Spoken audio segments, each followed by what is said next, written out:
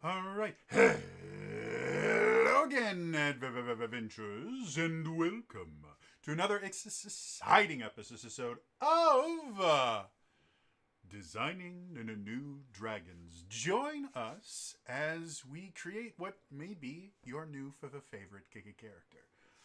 Quick update. Super sorry this has taken so long for me to get this out. Migraines are not fun, and migraines that last for like 4 days are even less fun.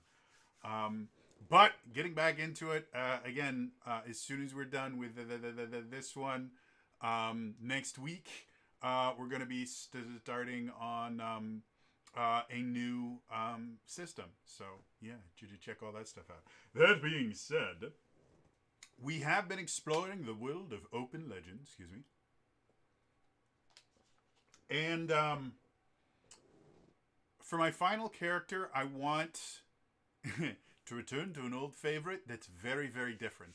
Um, so let me kind of preface this with the idea of I have become slightly obsessed with the idea of a reaction based character in a tabletop role playing game. Specifically, back when I was doing the Final Fantasy 14 crossover with D&D, one of the characters, the Machinist, had some hints where it would kind of be like you would use your action to kind of ready things, and then all of your actual attacks and everything would happen using your reaction.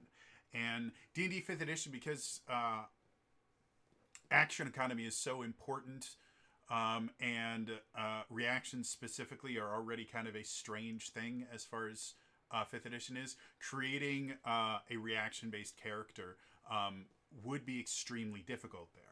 However, doing some research into Open Legend, and just because, again, I like to make weird characters, I have found a pretty interesting idea for a purely reaction based character. And so I figured this is going to be our last Open Legend build for at least for a little bit. We might as well do something kind of cool and create something that, as of right now, cannot exist in most of the RPGs that we've looked at, and most of the ones that I'm aware of. You don't really have characters that react to enemies. You have characters that attack enemies and might have a reaction somewhere like a counterspell or something, but a character whose primary way to deal with enemies is to let them strike first. I think that's really cool. So, let's dive into this. And I just realized I might not have this. Oh, it is working, but it's not working the way I want it to. Uh, hmm. Let's. Sorry, you get to see into the Matrix for a little bit here. I don't know why that is so. It might be. Oh, it might just be that I normally have this on another monitor. There we go. So now we can actually see. Okay, I think. Sorry about that, folks. I think the issue was normally I have my character sheet on a different monitor than the one I have it on now, and so it kind of screwed up how things work. I have it on my big monitor just so because I have a big 50-inch television that I use as a monitor because my eyesight is really bad. Oh, and that's the other thing we have to do. Do do do do do do.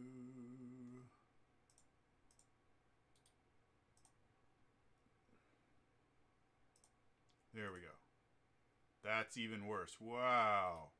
That was impressive. We're going to turn that off. Okay. All of this is weird. I'm very sorry. I didn't set this up beforehand because this is so late, but we're just going to go with this. It's going to be a weird color. All right. So let's start off with. Let's just start off. We're going to start off at level 1.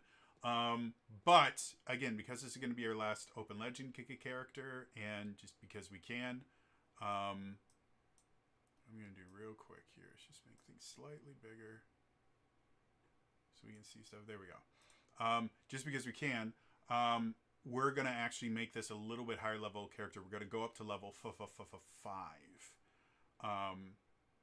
But in order to do that, we're going to start at level 1. So this is going to be let's just call it a reaction monk. It is going to be a monk because I like monks.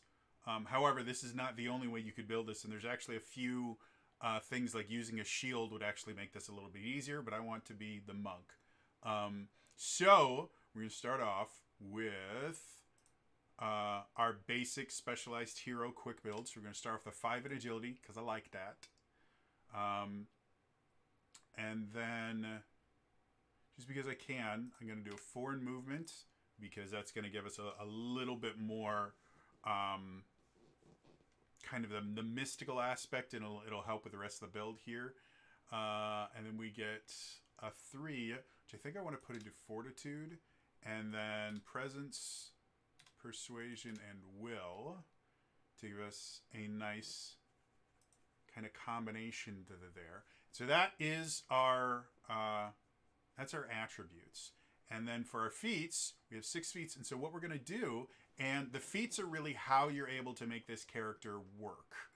And we're going to be basing it entirely off of one of the combat abilities that a lot of people don't really use, at least not in my games and stuff like that. I had to remind them that this thing even existed for a little bit. But in combat, you have a major action, a minor action, and a move action. And then there's also this thing called interrupt actions. Interrupt actions are kind of like reactions in 5th edition. They happen on other people's turns. And there are 2 different ones that they list in the core rulebook. The second one, which we're not going to use, is called improvise, which is basically something happens and you go, okay, well, can I, do this to be able to, deal with it? Like maybe the ceiling starts to collapse, and one of the other party members is about to be crushed by something. So you go, you know what?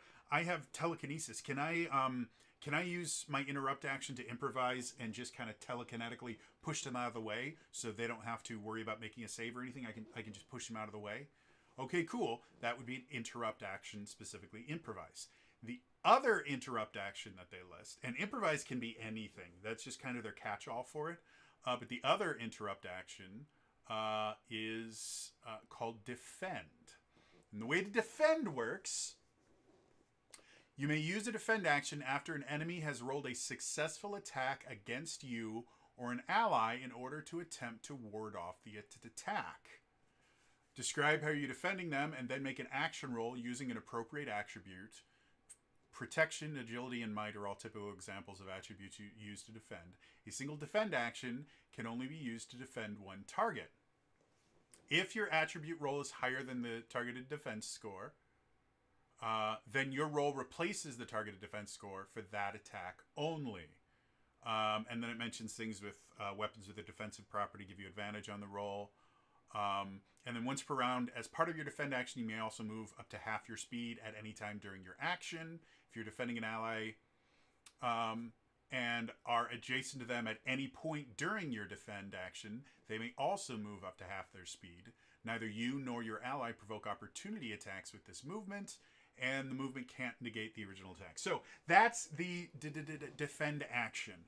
And the thing with an interrupt action is if you use an interrupt action on your next turn, you no longer have your major action. You already used it to do your interrupt. So you're effectively taking your next action a little bit early. And that's one of the reasons why the defend action can be really, really useful, but there's a huge cost to it, which is you now can't make an attack on your turn, or whatever you wanted to do on your turn. You only have your minor and your move. That being said, there's some cool feats that we can do that can get us some interesting stuff.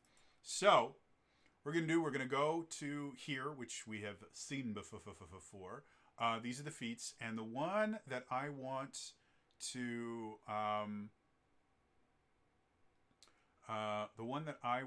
focus on first is called Defensive Reflex.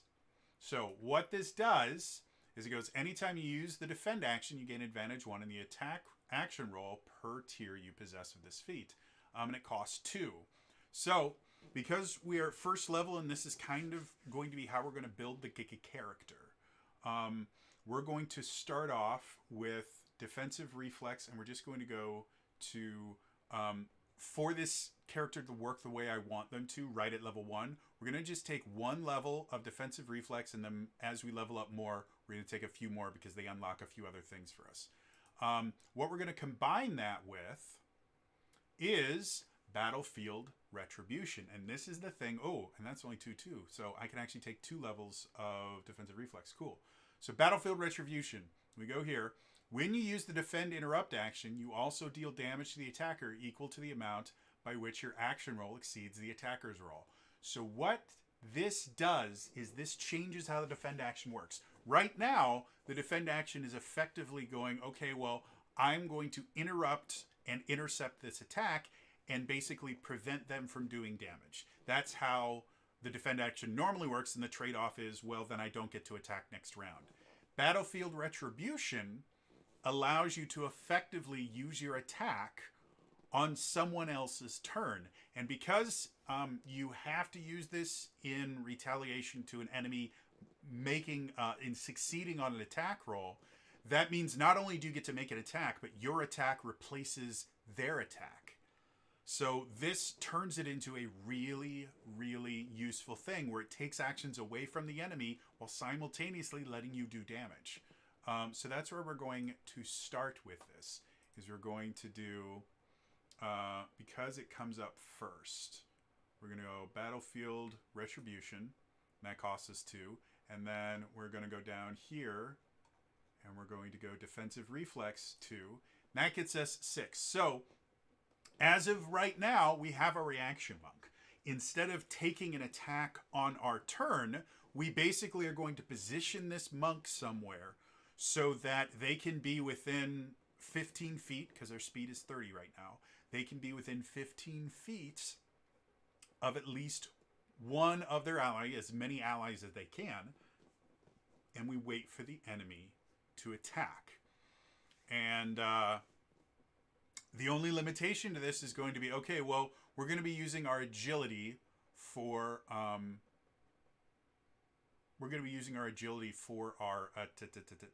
defend action, which is something that you can do, but you have to describe how you're using your agility to defend.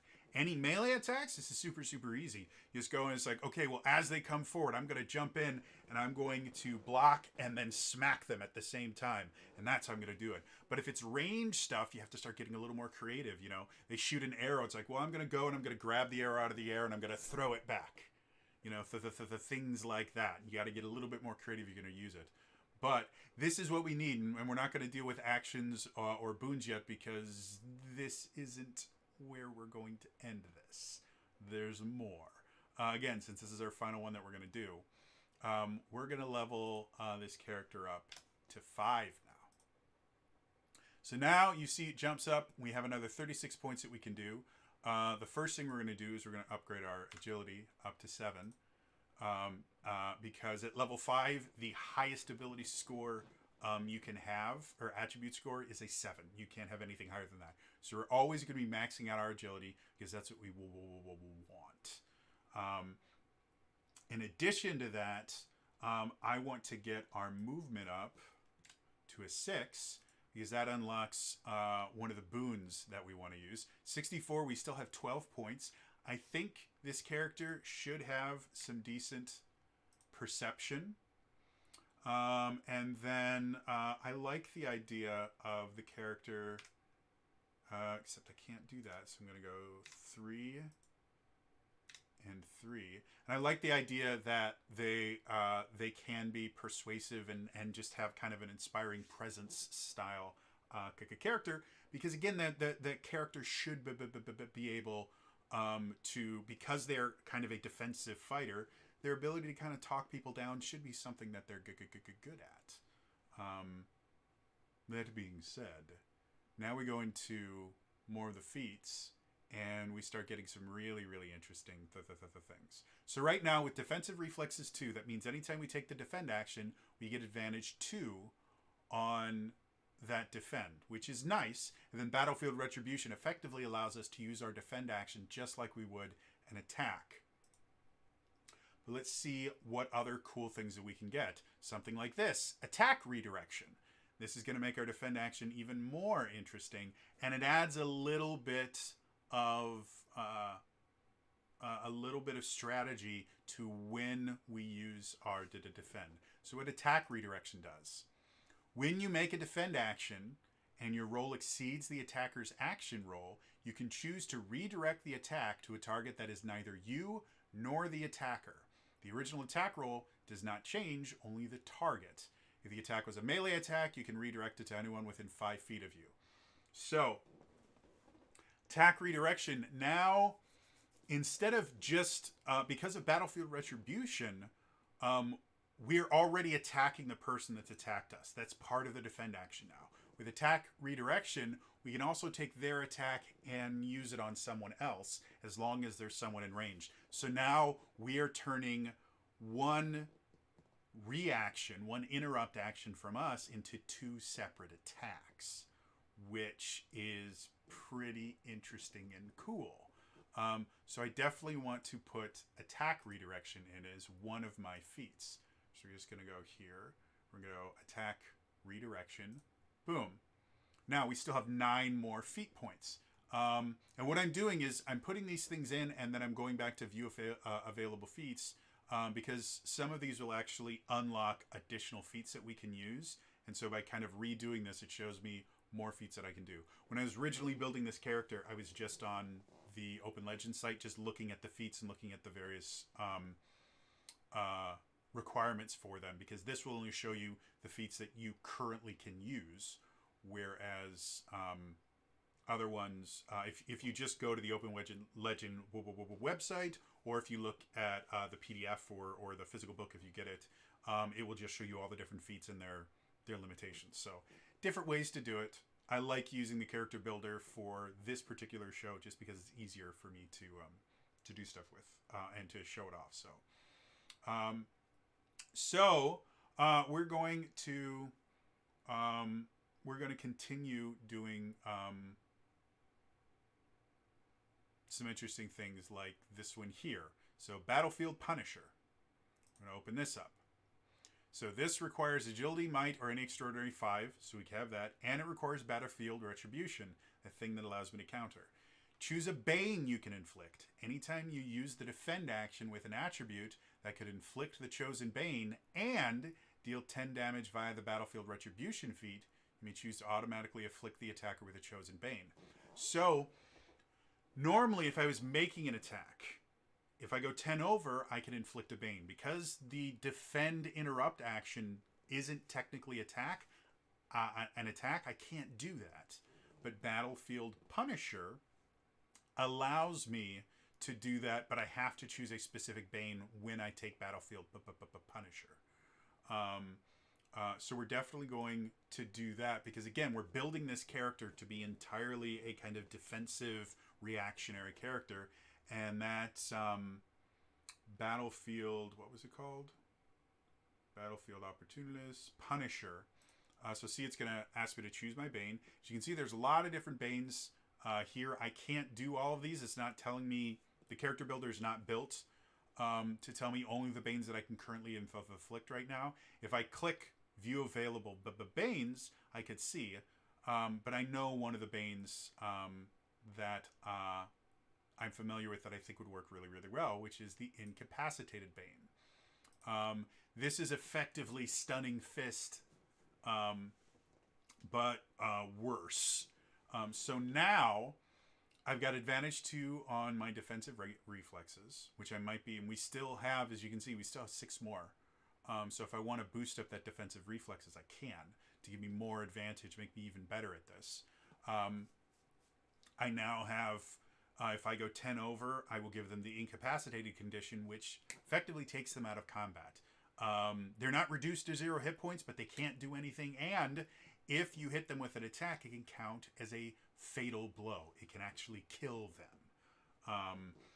So this is really, really powerful, and it feeds into everything else we have here to just do some really awesome stuff, but I'm not done yet. There's a few other ones that are actually really, really cool. I have to remember, is this one? So that's opportunity attacks, which I'm not really using. Boon access, break fall, combat momentum, combat follow through, companion. Die hard, energy resistance. There's one more here. Fleet of foot flying, great leap, heightened invocation. And I can't remember what it's called, so I'm going through these and I'm trying to remember exactly what it is. Multi-attack specialist. See, anything like this would be really cool. Multi-attack specialist would be really cool, but I don't actually use an attack action on my turn. I save my action, or actually I use my action during the interrupt. Resilient. Sentinel, skill, superior concentration, assuming swarm enemy, vicious, tough as nails, wealthy, well-rounded. What one was it? And do I just not have the thing for it? Sorry, I had one more thing that I wanted to do and I can't remember how it works. Sure, defense. Well, I can just go feats here. I have the Open Legend rules open, and so I'm just going to look. Attack, Read of Correction, Attribute, Bane, Battle Trance. Oh, Battlefield Opportunist. So yes, I do have that. So, I think I just missed it. So here it is, Battlefield Opportunist. So, what does this do? Well, you may make an additional opportunity. Oh wait, no. That was the wrong one. I don't want opportunity attacks. Battlefield Punisher, Battlefield Retribution, Boon Asses, Boon Foes with Brave Fall, Combat Follow Through.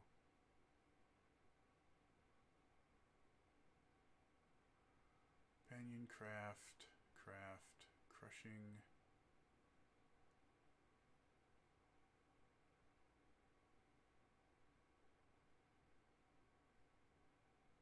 Defensive Mastery might be useful.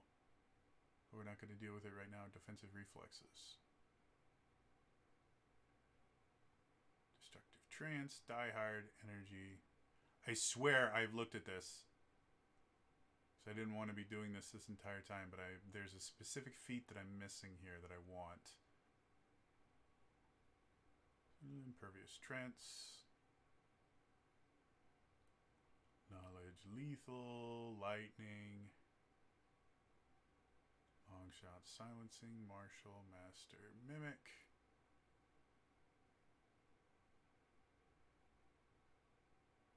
Natural Defense. Potent.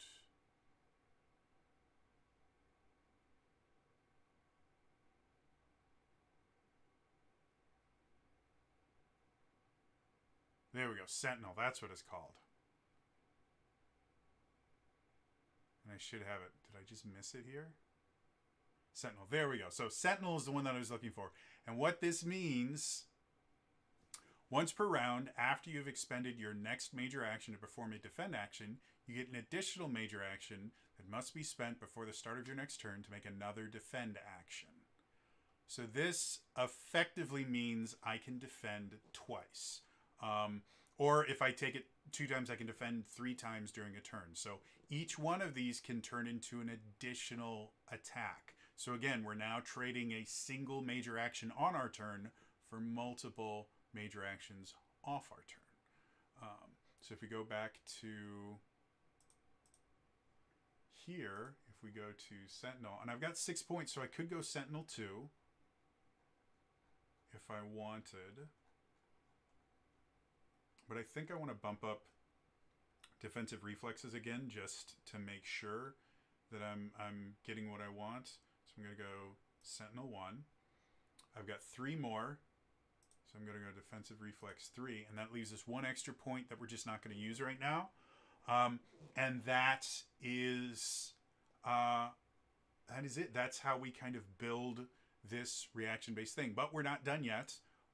We need to look at some Banes, and I'm going to start off with looking at available boons because there's one in particular. So on our first turn, because the way that the defend interrupt action works is it takes your next major action to do it.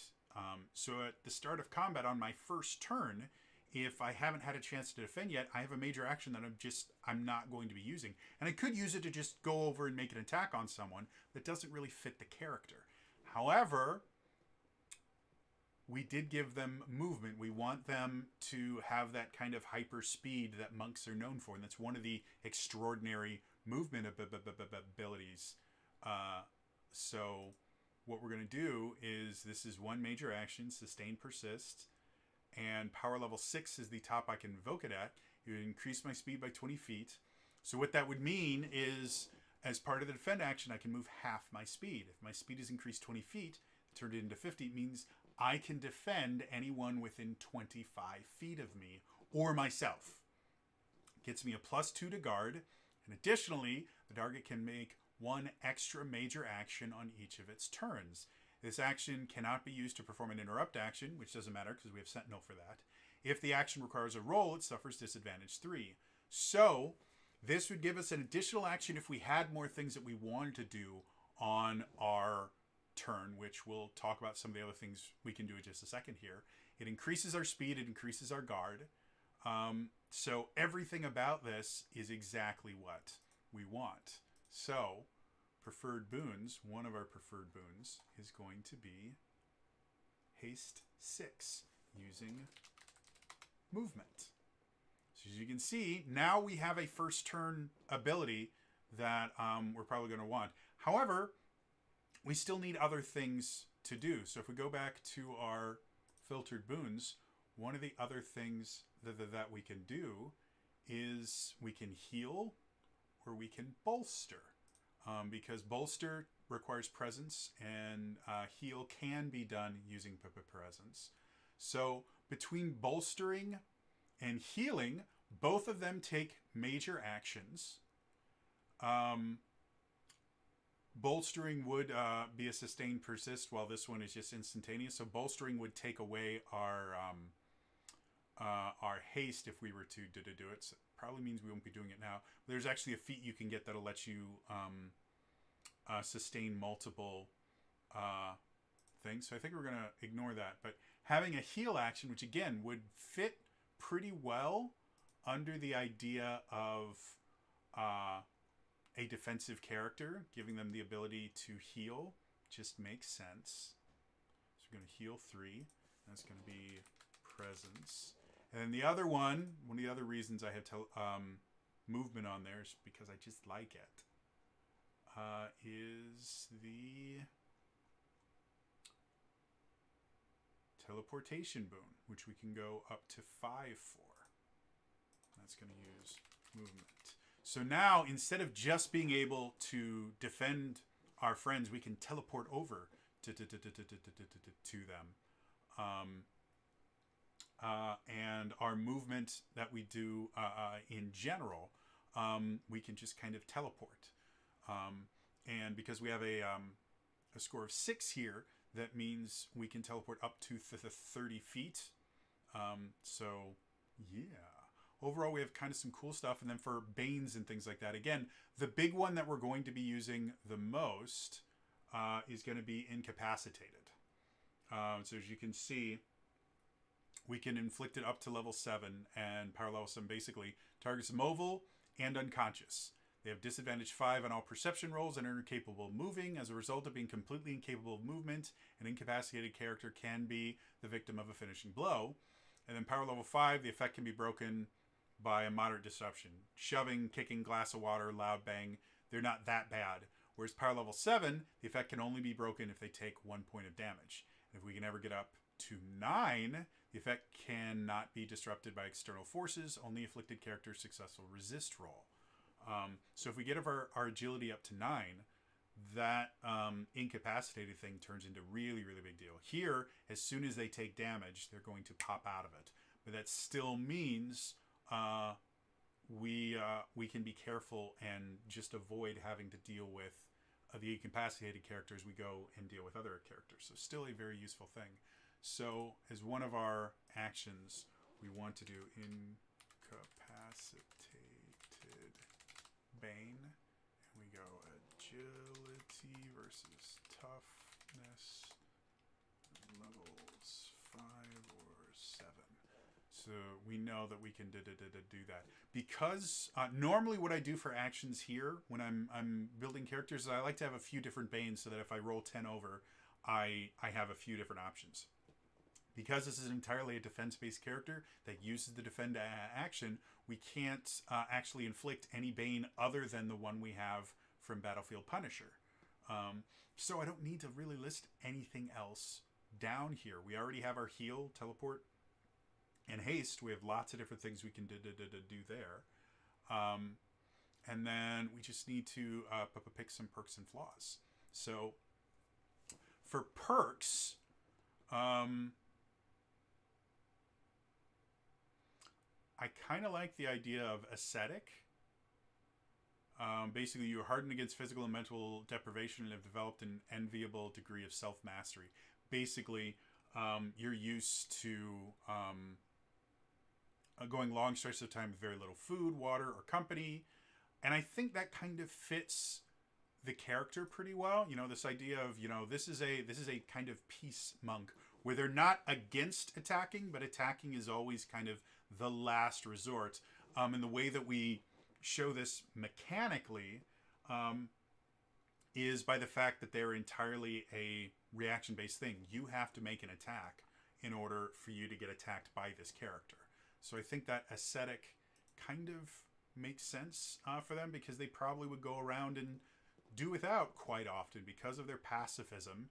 You know, it comes with a cost, and they probably upset quite a few people when they see that they're this very powerful martial artist and yet they refuse to make any actual attacks. They probably lose friends every so often, or just very good at being on their own. I like that. And then for flaws,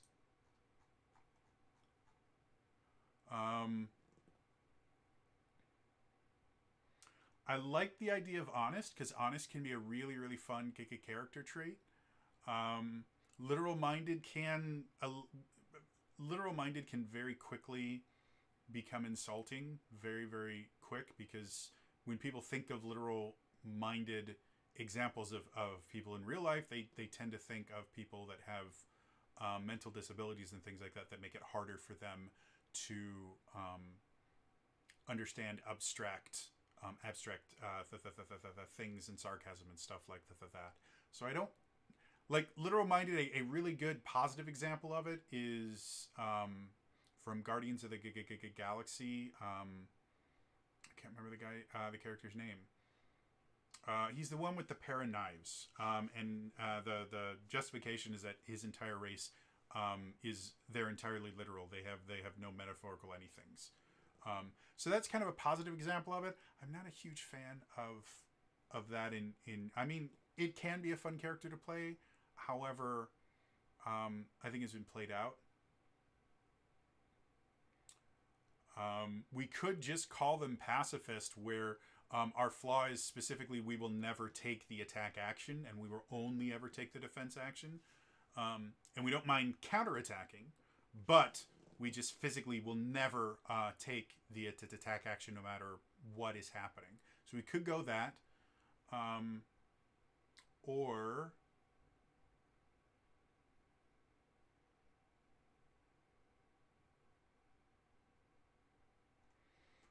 I was kind of thinking I like the idea of someone who's very, very honest in this defensive style, because so let's go here. I think we're going to go with honest because I just think it's a cool. The reason I say that is I myself I made a pledge, I think, when I was 19. The first girl I ever did a date was a pathological liar.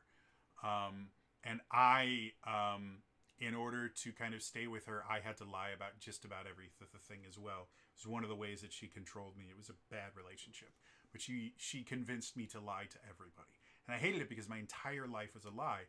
And so when I was like 19-ish, I made a pledge, and I said, you know, I'm just not lying about anything ever again, other than in business. Here is a cold, hard truth for you. You cannot be in business if you can't lie. Businesses are run on lies. And I'm not saying that everyone is trying to manipulate you. No, really good example that I've told people tons and tons and tons of the times. I worked in retail management.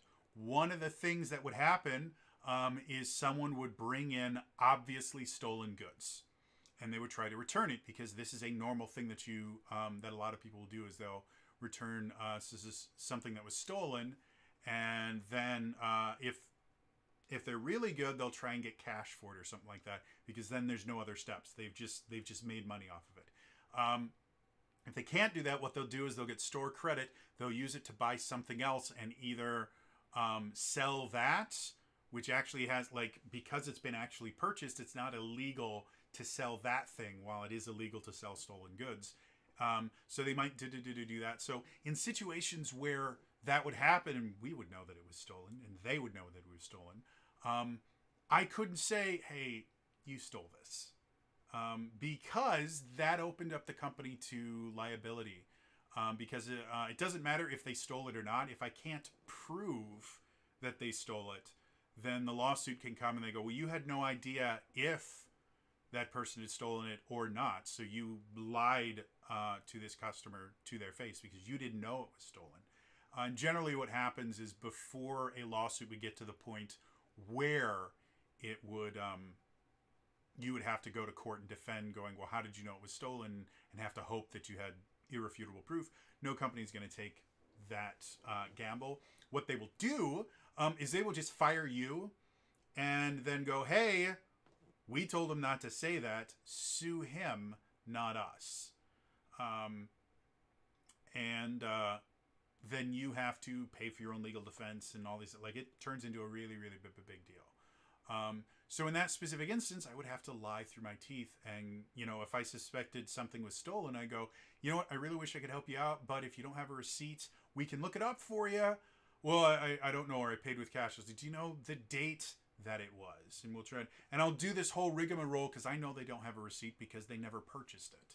Okay, well, if you can't do that, I can't return it, unfortunately. That in itself is a lie. As a manager, I could return anything I wanted to. However, if I returned that particular thing, I would have a very long conversation with loss prevention, and I might lose my job. But I theoretically had the ability to do it, and I think I had done it for a couple customers before because I knew them, or there was no reason to suspect that there was any theft going on, so we'll help out the customer when we can. But in that particular instance, I go, you know what? I really can't. And they go, yes, you can. I've seen you do it. It's like, you know what? We just had a thing come down from loss prevention. We're not allowed to do it anymore. I will literally get fired before I finish running this transaction through, because they actually track all of this stuff and they can see in real time what's going on.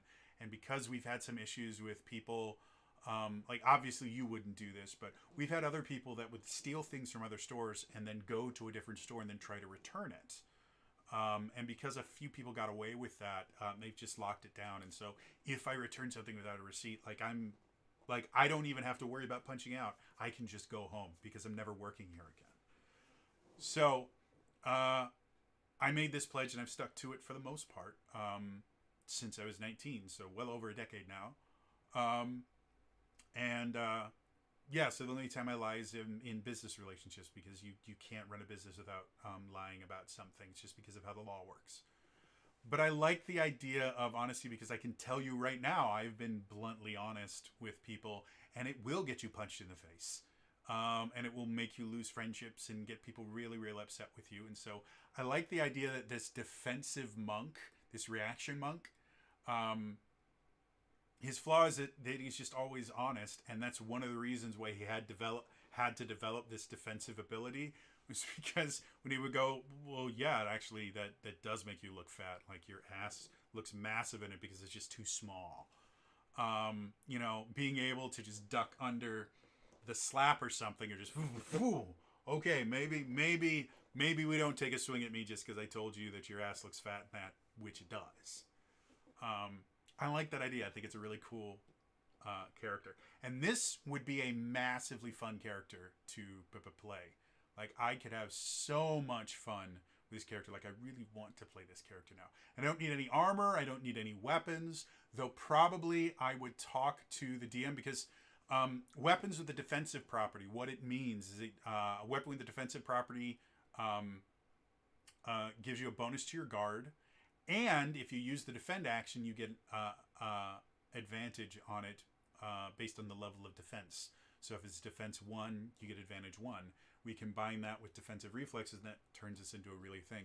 So because the only weapons in the book that have the defensive property are shields, I would talk with my GM and go, hey, can I have a staff or a sai that we can give it the defensive property because I only use it in a defensive way. A lot of people don't realize Sai, the weapon that Raphael uses in Ninja Turtle, people first of all don't realize that it's a blunt weapon, because all the stuff that we see in movies and that is they're sharp and you use them to either stab people or slice people. They're actually blunt weapons. They're actually they're Okinawan weapons that when Japan took over Okinawa, they would not allow any Okinawans to have weapons. Like, it was forbidden for Okinawan peasants and things like that to have weapons. And so they started taking farming implements and learning how to use them as weapons. And that's where you get a lot of the Okinawan weapons, like nunchucks. Nunchucks were literally a modification of things that were used to thresh wheat and things like that.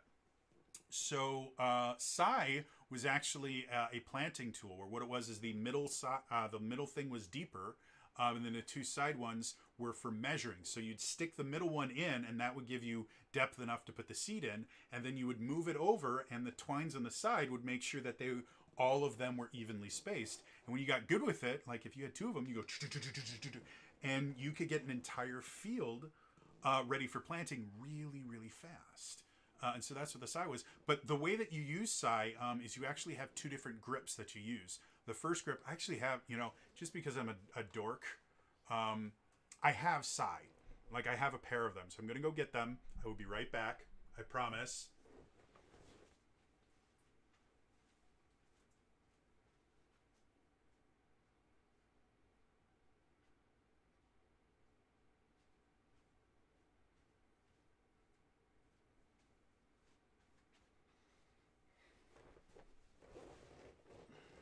All right. Sorry about that, folks. But I got to show this off. So, this is a Sai. I have a pair of them. I got them for a birthday when I was I think it was 18 or 19. My dad got them for me because I was really getting into martial arts at that point. It might have been earlier. It might have been 14 or 15. But anyway, so there's two different ways that you hold this in combat. One way is exactly the way you would think. You hold it kind of like a sword, and you strike very similar. Like, it's a blunt weapon. As you can see, there's no, there is kind of a point to it, but it's a blunt weapon, and so you use it to, bludgeon with, and you can poke with it because it still hurts. But you can also use these little tines here to kind of catch blades. Like, it comes in here, and you can kind of twist it and use it to redirect. That's one of the ways you do it. The other way is you flip it around, and you have this part across your forearm, and you have this part here, and you generally have your finger up. And you can still strike with this, where you thrust forward with it. But the other thing that you can do, you can use this bottom here as a reinforcement of your arm, so that when you block, you can block blades and things like that, because this is metal, and it will stop it. And so part of using the Sai is just kind of flipping between these two things, and I'm trying not to hit my microphone with this right now. But you get really good at flipping between them, and then you start learning side flips and stuff like that I'm not very good with, and the tremor doesn't help. So anyway, I would talk to my GM and ask, hey, can we create a Sai where it has the defensive 1 property and the precise property, and that's the weapon that I carry around, as I carry one or I carry a pair with me. Another fun fact, generally if you're using them as a weapon, you actually would keep 3 on you, because you would have 1 for each hand if you were trained that way. Using just one on its own was not extremely uncommon either. But you keep 1 for each hand, and then you would also have 1 that you could throw, because at the beginning of combat, because it's a big, heavy thing, one of the first things you might do is just throw it and see if you can take someone out of combat. Because getting hit with this, like this in and of itself, is really, really heavy. And if you can hit with that pommel there, wow, that really hurt. you can take someone out of combat right at the beginning. So, little Okinawan martial arts lesson for you. So anyway, this is our reaction monk. Let's come up with a name. I built a character similar to this, though I don't think it was anywhere near as well built. But I called him Nameless because it was basically this idea of this monk that kind of gave up their name to practice, just kind of go around pledging peace and understanding and things like that. So I thought about just calling him Nameless, but I think it could be. A little bit more fun to kind of give them a more kind of ethereal name. So I think someone that would actually like the idea of just calling the character Wind, because they kind of go with the wind and they go wherever they're needed. So this is Wind, the Reaction Monk. Like I said, I think it's super cool. I think this would be a massively fun Kika character to play. If I can find someone to run a level 5 open legend adventure, I might bring this character in just because I think it would be really, really fun to play an entirely reaction-based Kika character. Anyway, going back to this, that's going to be all for me today. As always, remember to like the video, subscribe to the channel, hit the bell icon to turn notifications on. All those things are super, super important. In the comments down below, what kind of character would you like to play in your favorite RPG, but for whatever reason you just haven't been able to? Like I said, I want a reaction-based character. And in D&D, that just doesn't exist. So is there a character like that that you've always wanted to play? Maybe just the class doesn't work, or maybe mechanics, like maybe you want to be a summoner-style character and it's just never really worked in any of the systems you want. Let me know in the comments down below. Otherwise, again, that's all for me today, and I'll see you guys in the next time, all right? Bye-bye.